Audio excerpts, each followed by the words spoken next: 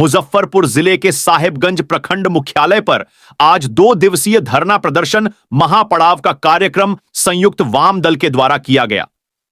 इस कार्यक्रम में देश दुनिया से लेकर स्थानीय मुद्दों पर नेताओं ने लोगों को संबोधित किया और कहा कि आज देश और दुनिया में साम्राज्यवादी पूंजीवादी व्यवस्था द्वारा जनता के जनवादी अधिकारों को कुचलने और उसके जीने के अधिकारों को छीनने का प्रयास जारी है।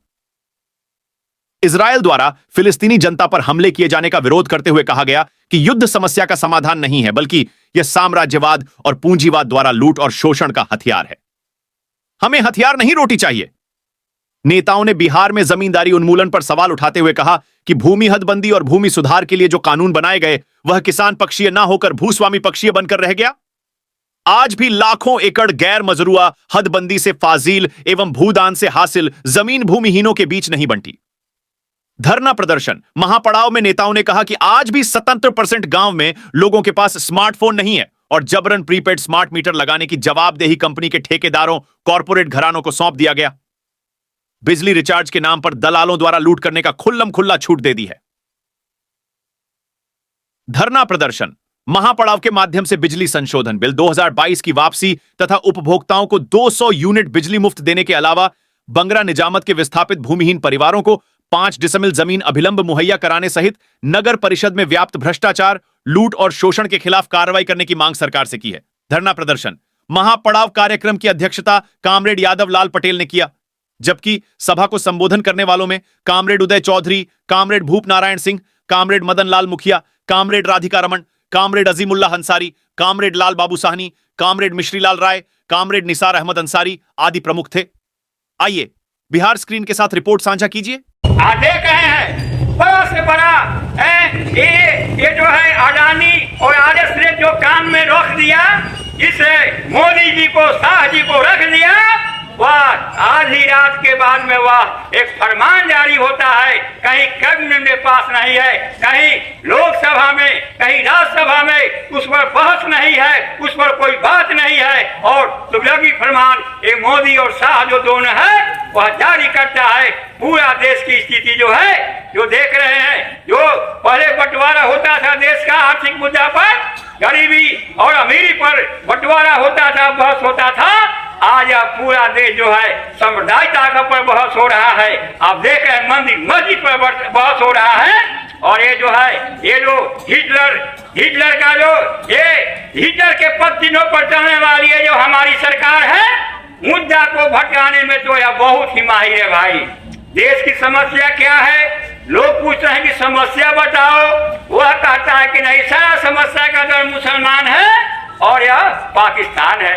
जिस प्रकार हिटलर कहता था यहूदी जो है समस्या का समाधान है, उसको मार दो 60 लाख यहूदी की हत्या कर देने वाला, उस प्रकार यहाँ के अल्पसंख्यक पे भी हत्या करवाने, कुछ तो करवा दिया और करवाने के चाल में हमारी ये मोदी की सरकार है। बंधुओं रही एक पंक्ति, मैं तुलसीदास के प्रति बहुत अच्छा नहीं रखता हूँ भाव, लेकिन तुलसी की पंक्ति हमको याद आती कि खेती में किसान को न चाकर को चाकरी, न बनिक को बनी, न भिखारी को भीख बनी, एक कहे एक से कहा जाए क्या करे।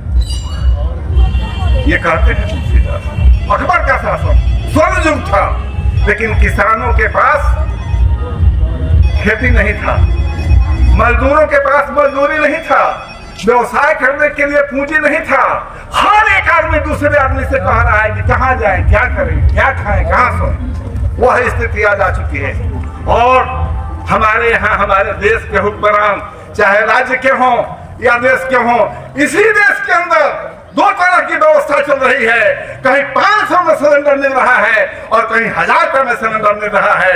इसी देश के अंदर कहीं बिजली फ्री है किसी स्टेट में और कहीं बिजली 10 गुना 20 गुना महंगी हो रही। कौन सी व्यवस्था है? कौन सा एक देश, एक भाषा, कौन सा बनेगा, कौन सा देश बनेगा? आज जिस मोदी की बात लोग करते हैं, मैं उस मोदी सरकार से 5 सवाल करना चाहता हूं। आप भी करें, सभी साथी करें कि 5 काम देश की जनता के लिए मोदी किया है वो बता दो, तुम गिना लो, हम लोग भी तुम्हारा झंडा धो देंगे। 5 काम गिनाओ। एक भी काम नहीं गिना सकता है। गिनाएगा क्या? कि हम 80 करोड़ लोगों को 5 किलो अनाज दे रहे हैं। रे बेवकूफ, 130 करोड़ की आबादी है, 8 गुना 16 होता है, 160 होता है। 160 में 130 करोड़ की आबादी, हिसाब जोड़िए कि आधा से अधिक लोग इस देश के कंगाल है, इसीलिए 5 किलो अनाज दे रहे हैं। और तुम कह रहे हो कि हमारा देश विश्व गुरु बन जाएगा। कौन सी से विश्व गुरु बनेगा? पहले एक लड़के को पढ़ाने के लिए, एक विद्यार्थी को पढ़ाने के लिए जब ग्रेजुएशन कर लेता था, इंटर कर लेता था, तो मुश्किल से 1.5 लाख रुपया में इंजीनियरिंग और मेडिकल में चला जाता था स्टूडेंट। आज उसका फीस इतना कम बढ़ा दिया कि वहां जाना मुश्किल है। केंद्र सरकार जो है गांव में एक आदमी का खून चूस रहा है, पैसा लूट रहा है, और जमीन नहीं तो वोट नहीं। जब जमीन नहीं तो वोट नहीं। इसलिए दोस्तों, हम आपको ये कहना चाहते हैं, एक समस्या नहीं है। 5 साल में जो है इन महिलाओं को जमीन नहीं मिली। ये लोग गंडक के कटाव में हैं, ये लोग डूब जाते हैं पानी में, लेकिन सरकार को इसको आंख नहीं है कि गंडक में डूबा हुआ आदमी को वो राहत दे देता है, वो तिरपाल भेज देता है, लेकिन इनको उस गंडक के नदी से निकालकर ऊंचे जमीन पर बसाने का काम नहीं करता है।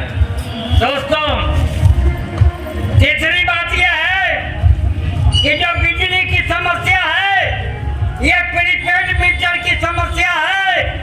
ये प्रीपेड मीटर जो है, ये शीशे का खूबसूरत बक्सा है। उस बक्से में आपको पैसा डालना है। आपको पहले अपने फोन में पैसा डाल लीजिए। आपका जब तक स्मार्टफोन नहीं होगा, आप स्मार्ट मीटर को रिचार्ज नहीं कर सकते हैं। तो एक स्मार्टफोन में पैसा डालिए, फिर उस स्मार्टफोन से स्मार्ट बक्सा में प्रीपेड मीटर में बक्सा डालिए, पैसा डालिए। फिर उसके बाद गैस का एक डिब्बा ले लीजिए और गैस में पैसा डालिए। वो KYC बैठ के कर रहा है, लूट रहा है, उसमें पैसा डालिए। इसके बाद सरकार ने कई तरह का बक्सा दे दिया है। 200 रुपया कमाने वाला कौन कौन बक्सा में पैसा डालेगा? गैस के बक्सा में पैसा डालेगा कि मोबाइल में पैसा डालेगा, आके प्रीपेड मीटर में पैसा डालेगा। बट पैसा अगर